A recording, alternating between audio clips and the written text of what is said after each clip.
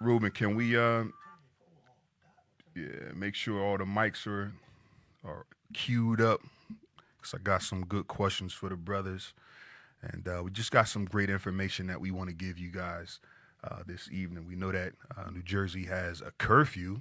Are you guys aware of that?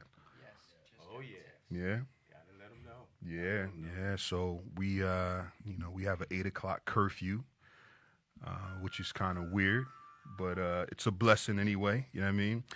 Right before the show started, we were talking about the importance of sticking together with your family, and this is kind of putting you in that position to where you're going to spend some extra time, with your Mm. family. That's what God is telling us. Get somewhere and sit your butt down. You Well, know what I well, mean? well, well. We have a part of our census campaign, census 2020 campaign, is a family that counts together and Yeah. stays together. I like that, man. I like that. So this is a good time Yes, to jump into the census. Um, this is the U.S. Census. yes. Kind of give us a breakdown of what the census mean, and a lot of people don't really know what it is. So for our audience that haven't been reporting to the census, you know what I mean, kind of give them an idea of what the census is. Awesome. The census is a 10-year, what they call decennial count of the population. Okay. Persons are counted by their residence and Mm-hmm. household. Okay. And so, um, if you're homeless, Mm-hmm. but you are registered as a resident, Mm-hmm. technically you can be counted wherever it is that you are residing at that time on that day. So that could be a park bench, you Gotcha. know. So everyone is pretty much counted, and this Mm-hmm. isn't something that's voluntary. This is actually mandatory. This is a constitutional Mm-hmm. sanction. And Mm-hmm. so um, the census has been around since 1790, and it's nothing to be afraid of. Mm-hmm. People are accounted for a reason. It's mostly has to do with apportioning and representation of government Mm-hmm. and resources.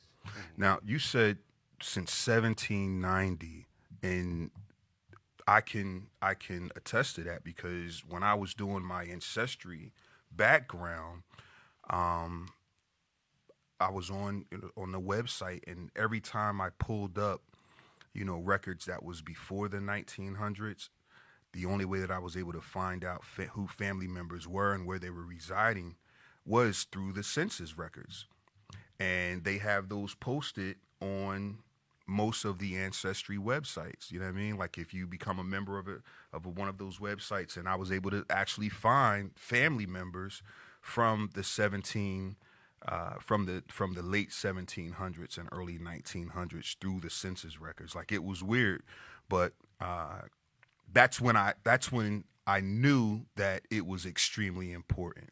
You know what I mean? Because I was able to trace my grandmother back, and my great grandmother and my great great grandmother back to to the late 1700s, which is, you know, had it not been for the census records, I would not have been able to at least trace our roots back to that time. And yeah, it hit me then, and I'm going back maybe about 7 or 8 years ago when I started researching our roots and just trying to get a handle on where the family was from. And I was building records so that I can report to the family reunion committees that we had started on both sides of my family. And those census records came in handy because it told me a lot about the areas that they grew up in, the jobs that their parents had, how many kids were in school, how many wasn't. You know what I mean? Like who else was in the household.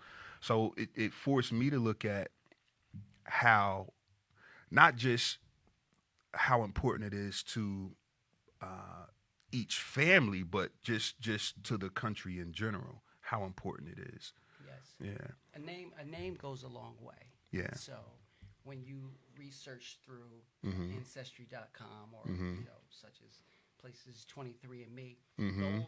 those ways is how you would research someone anthropologically, Mhm. biologically, or genetically. Mhm. What's interesting about the race class definition for the census is Mhm. it doesn't attempt to define race class Right. anthropologically, biologically or genetically. Mm-hmm. So some people have Mm-hmm.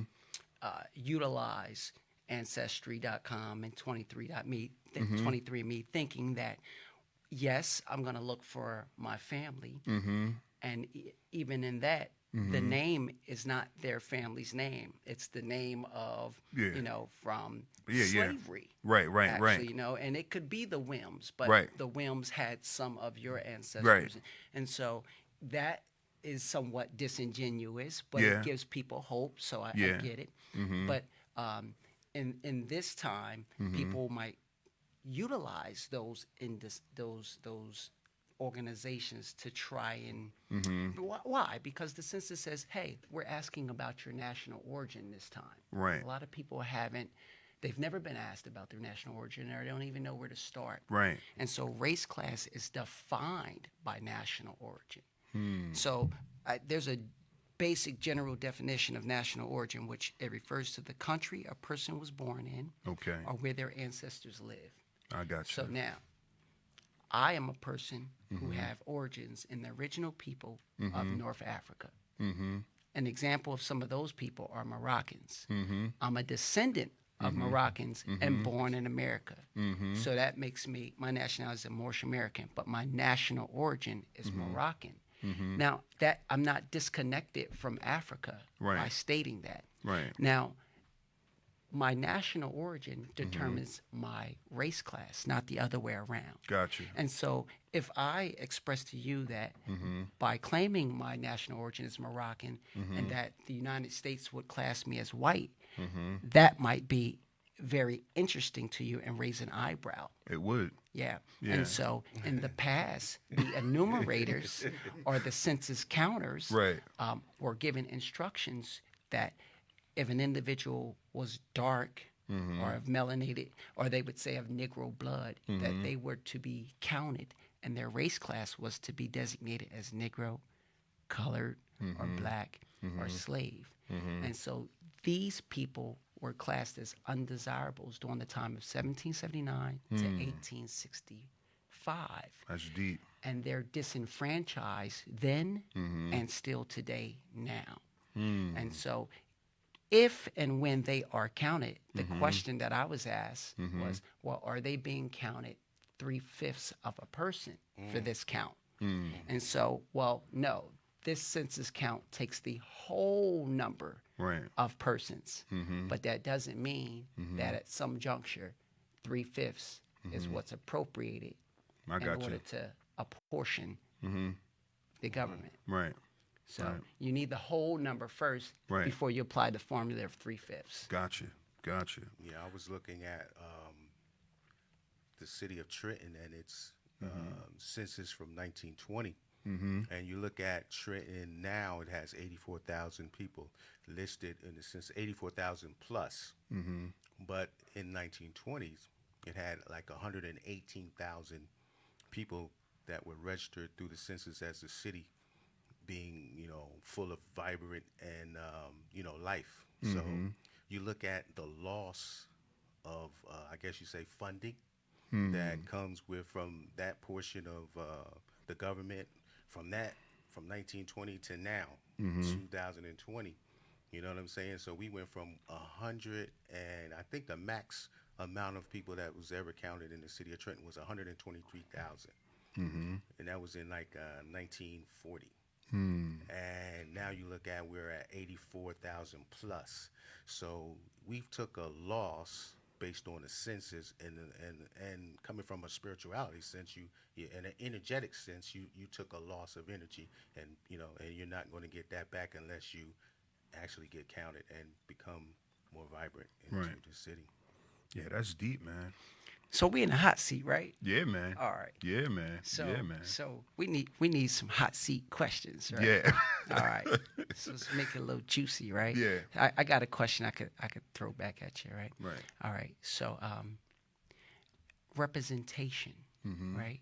What Mexicans have Mexican representation. Chinese have Chinese representation. Nigerians have Nigerian representation. They from Africa, right? They got some representation. What's the representation? Who represents Negroes, coloreds, blacks, African Americans today? Who would you say is their representation on a political front, on a congressional front? Who? People-wise, you mean? Person-wise? Nationality, you. No, I mean representation-wise, in a sense as What would they classify us as, you mean, or? not what would they classify us as. Puerto Rico has 3 commissioners in Congress that represent Puerto Ricans. Do we have any commissioners that represent African Americans, you're saying? African Americans? Or, some people identify as Negro, colored, black. Where's your representation at in Congress? Well, you would have to think there's no actual one that's going to step to that plate, and from a sense of nationality, this is America, and the mindset is not to, it's all about integration. So when they come from the mindset of I'm African American, they're thinking about integrating. We've bought into integrating. Right. So from that point, we really haven't got to the point where we have a national representative, because there's no one, stating that they are representing something from a black point of view or African American point of view. So they're into the American point of view. They're into the American mindset. Well, I mean, you've had, to us the people, as black men, we claim Barack Obama. You know what I mean? Like saying, okay, he's representing us now. Maybe he didn't go out and say, I'm for the black Americans or the African Americans, but to us, just on a personal level, we kind of look at people in those seats and we'll claim them before they'll claim us, so to speak. Oh man, that is a hot seat Yeah, topic, right? It is.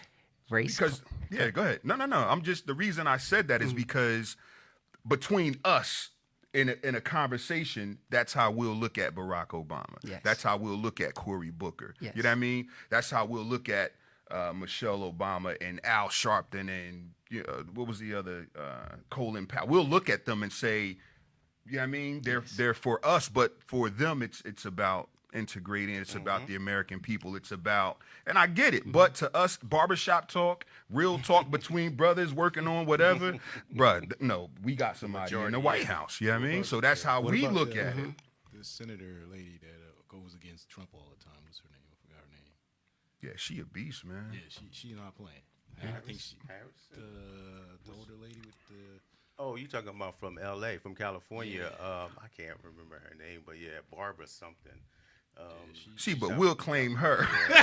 Yeah. Now, will they be like, yo, I'm for? Not, of course they won't say it because it ain't politically correct to say I'm for.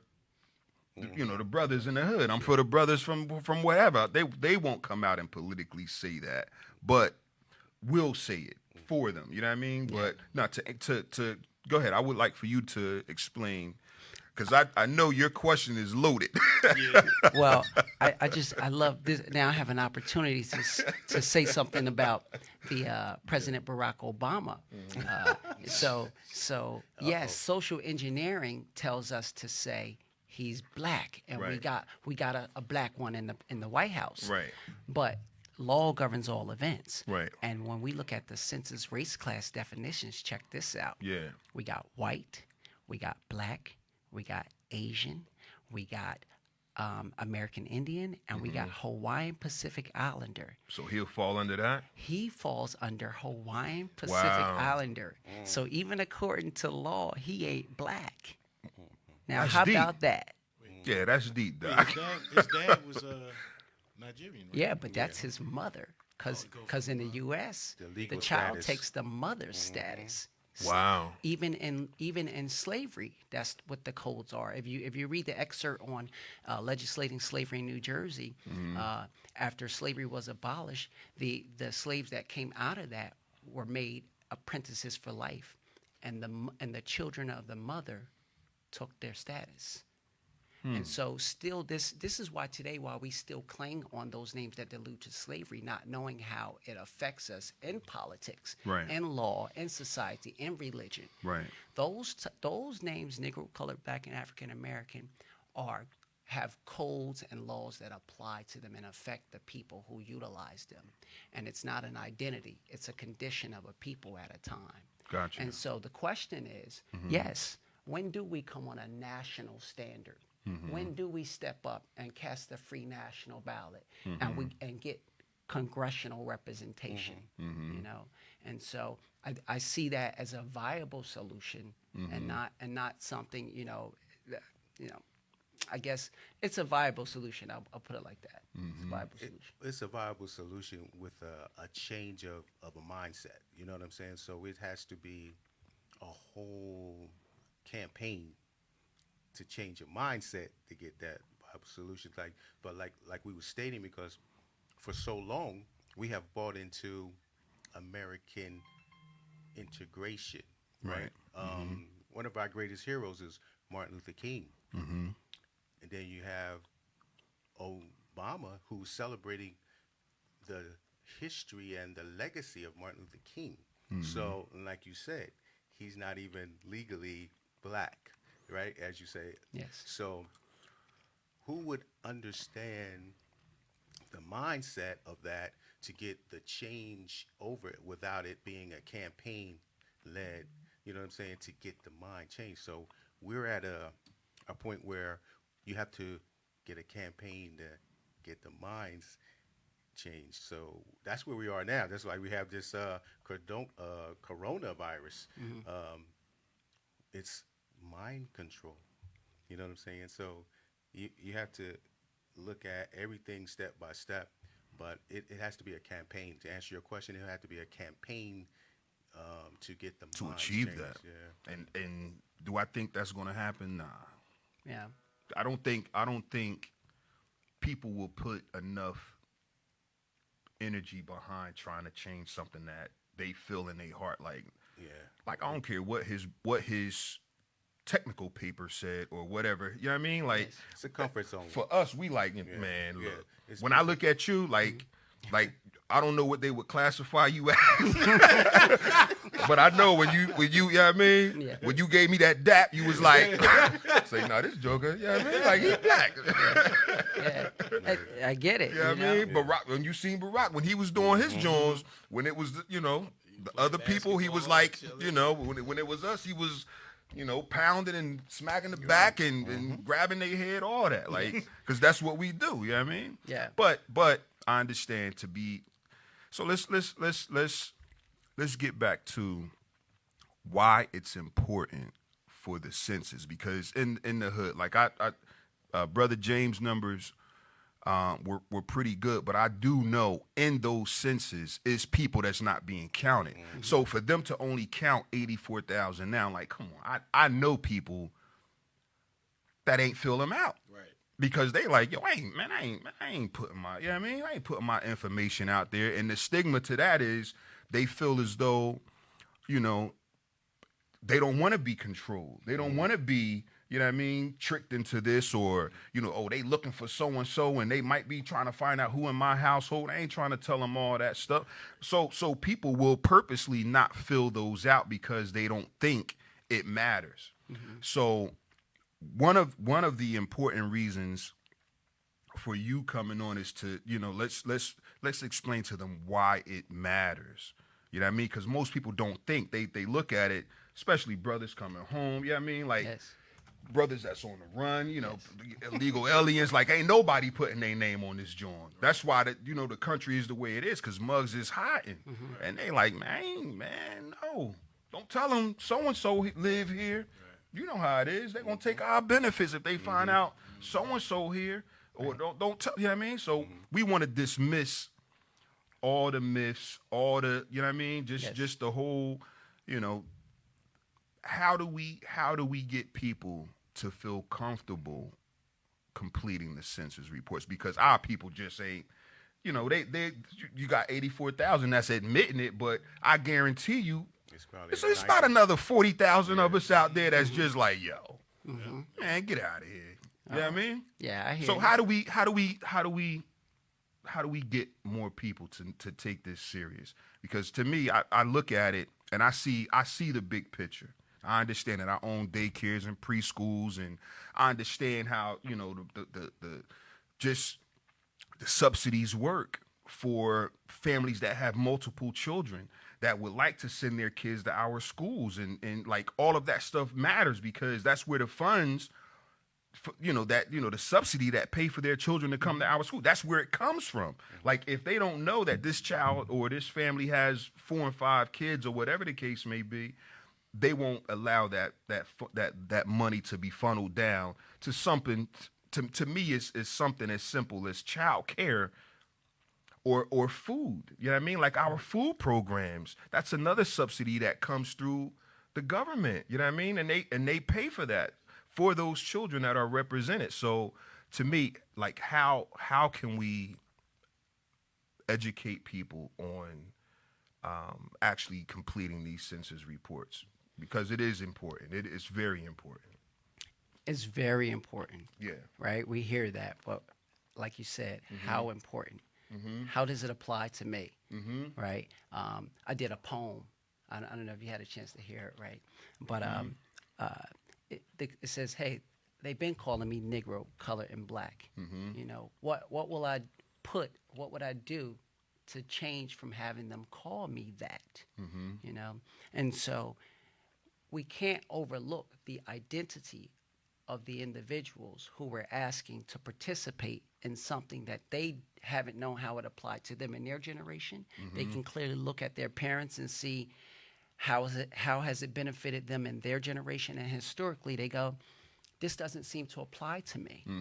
And where I'm identified within this census, it's detrimental to me. Right. So let me abstain from it. Right. And so to some degree, they're absolutely right to do that, you know, but the more you know, the more you grow. That's Right. why it's essential for them to have looked at and reviewed the race class definitions so they can learn how each one of those classes are applicable. Right. And so it is within that that they learn why it's important. It's within that they start to understand that race class and the census is not based on complexion. It's within that they start to see that where they are accounted, each national origin, all right, is where the wealth really lies. Right. Where Negro, color, black, African American for the census is the only class that falls under what's called a social cultural group. This group only receives entitlements. Wow. They don't have access to the treasury as the other group, as the other national origin, as the other national members do. Right. Puerto Rico, as I said, has representation in Congress. American Indians, they have representation. Hawaii has its own representation. I mean, Hawaii just became a state within the last, 20 years, 30 years or so. And so, and white is defined as any person having origins in the original people, a person having origins in any of the original people of Europe, the Middle East, or North Africa. So the next time you see a European and you call him white, just think about it. You're probably white if you got origins in the original people of North Africa. And as a person that's classed as white, what that means in America is that you are an American citizen. See, by being born here doesn't make you a citizen. So where you're having the immigrants and where you have Negro, colors, and blacks, they are under what's called birthright citizenship from the 14th and the 15th Amendment. So this is, go ahead. No, I got a question. Go ahead. All right, Finish breaking it but down. this is why it's very essential, because all of what you said prior to me speaking now are deterrents. They're misnomers. They're speculation. And people have been utilizing these as excuses not Right. to do their due diligence. Right. And take their place amongst the affairs of men. Right. I think we're older now. We have children. We have wives. And we can no longer keep saying, there's garbage on the ground. There's garbage on the ground. Nope. Yeah, go pick it up. Go pick it up. That's Build a right. garbage can if you have to. That's right. Let's really change, let's pave the way for our children. That's why I said a national ballot. If we're gonna step out here, we're gonna have to represent ourselves on a national standard, like any other American citizen. Now let's break that down to the simplest form. Yes. The ballots, the census forms are coming in the mail weekly. All right. So when a parent or a household leader opens that up, what should they start to do? So it's electronic, first of all. What they're going to receive is something that prompts them to go to the internet and fill it out electronically. If they don't have those means, it'll prompt them to pick up the phone and call and give that information. If they can't do it that way either, it'll prompt them to go ahead and mail in the information. But they'll have to request it first so they can then mail it in. But what they're going to see on there is an array of questions, maybe 9, 10 questions. Our campaign focuses on the race class item. Why? Because the entire census is personal and private. So people don't have to worry about their information being leaked. People don't have to worry about their information being misused.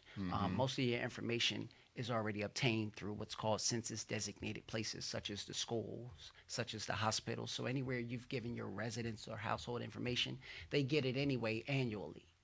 This is the decennial census, but there's a census annually every year, whether you know it or not. Right. And so, when a parent opens that form, they're going to put in their personal information. They're going to put in the head of the household. There's a mother or father, how many children are in that household. And they might put the names of anyone that's over a certain age. And so they're going to put their household income. So yeah, some people might not feel comfortable reporting these things, but the government use it in their way. The Office of Management and Budget, that's who kind of appropriates the budget for the United States of America. So that they're going to expect to see questions that are personal to them and will remain private, and it's not subject to public scrutiny. So if we maximize Trenton again, so like my man Andre said, 40,000 more people, 84. So we maximize Trenton back to its 123,000. What do Trenton get out of what will Trenton get out of that maximization? Because we're only 7.7 miles. So out of that, what do you think Trenton benefits? What's the total benefit of maximizing Trenton back to its population where it should be? So that's a good hot seat question. I'm going to take a stab at it too, right? Population is different than residency, right? So you might say that Trenton has a population of 100 or had a population of 160,000. The question is, do they have 160,000 residencies that they could tax appropriately for, residential tax, right? Property tax. Property tax, right. And so, no, they don't have precisely 160,000 properties, right? So population is different than residency. And so if you might have, we might get back 100 and something thousand population for members of population for the city of Trenton. Here's a hot seat topic. 40,000 might be illegal immigrants. Now, if they are illegal immigrants, here's what happens. The legal immigrants who are hosting the illegal immigrants claim that there's 10 family members within that home. Now, remember I said to you, the census being counted is based on residency. Technically, those 10 illegal immigrants aren't residents and shouldn't be counted. But if they are counted, they are legally counted. And what it does is it influences the power for those Latin communities that are get more representation in Congress as a result of that. And so that's disingenuous. And how does that further affect those who identify as Negro, colored, Black, who have yet to burden their own suffrage and are still, utilizing the mere privileges they have? Well, guess what?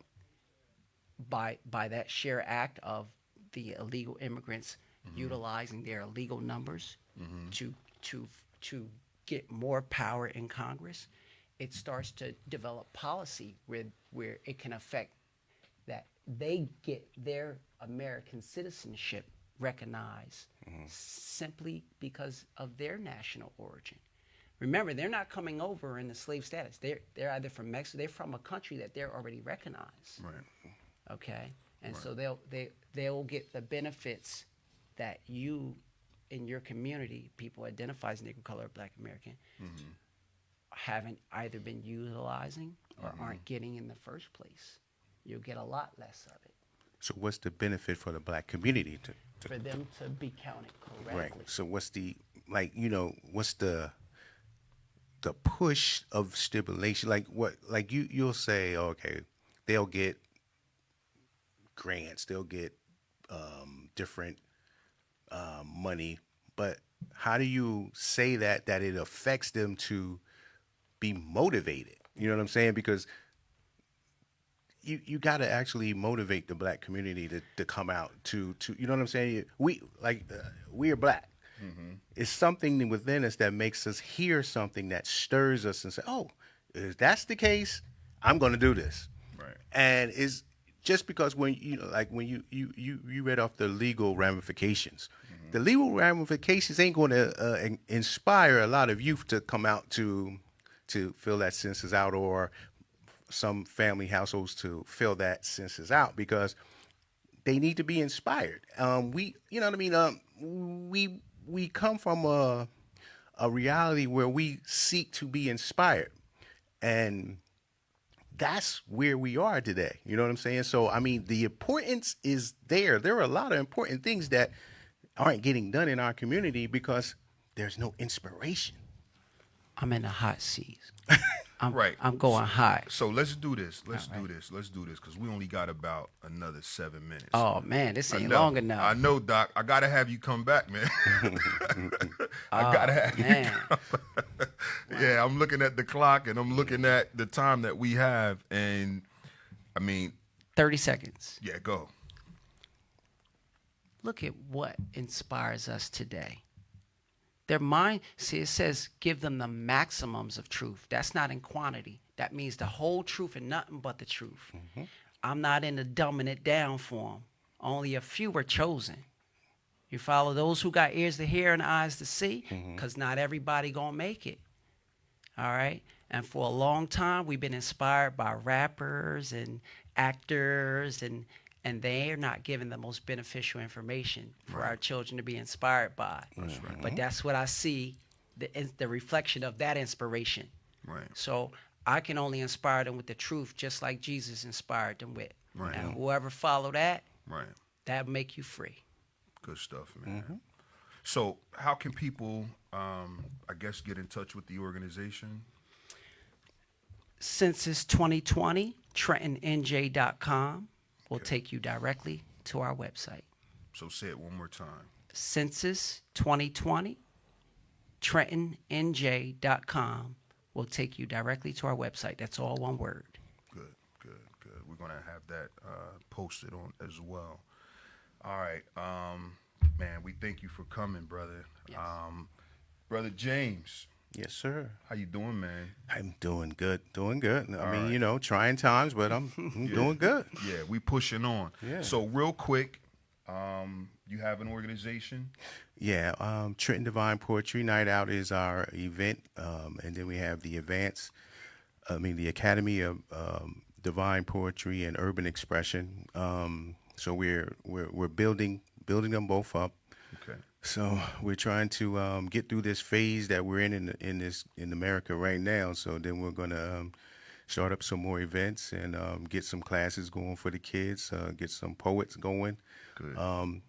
You know, just try to start training the kids up and adults too that you know will like to express themselves and feel better about what's going on in the world today from themselves, from the inside out. You know, so so you can find me on Trenton Divine Poetry Night Out Facebook page, and you can find me on Facebook at James Graham. All right. Now, what was the name of it? Trenton Divine Poetry? Trenton Divine Poetry Night Out On Facebook. on Facebook. Yeah. Okay. I got to have both of you guys come back, man. Yeah, I mean, I was a little late. I got the wrong address for some people. You know It's what all I'm right. It's all right. It's all right. Yeah, but I Reading got is off. fundamental. Reading is But fundamental. yeah, it's good, man. Nice setup here, bro. I love it. I love it. Yeah, I got to have both of y'all come back, man. We was getting deep, brother. Yes, yes. But our people need to be informed. So, Brother Rob, I know you got something for us, man. Yeah. Let me see. James don't remember his poem, so I'm not gonna do that. Which one you had? I am nothing. Oh man, you should have told me. Well, you know what? Never mind. You'll be I back, didn't know. brother. No, be I back. listen. I didn't know that we were going to still do it because the situation with this curfew coming down and everything. So I had to really check in. I didn't listen. The It's all right, curfew brother. was at 10 o'clock at first. Then they switched it to 8 o'clock. Yeah. I'm like, whoa, let me check in. So You gotta be in the house at the same time your kids gotta be in the house. I know, man. They make they are making it real now, man. This is so. But be encouraged, everybody. It's nothing. And you just go on through and. It's better to be safe than sorry. yeah, man. and They don't want stay- any more stay people up. getting affected by this coronavirus. So, Yeah. definitely 3 seconds. Come on, bro. Anyway, thank you guys. This guy.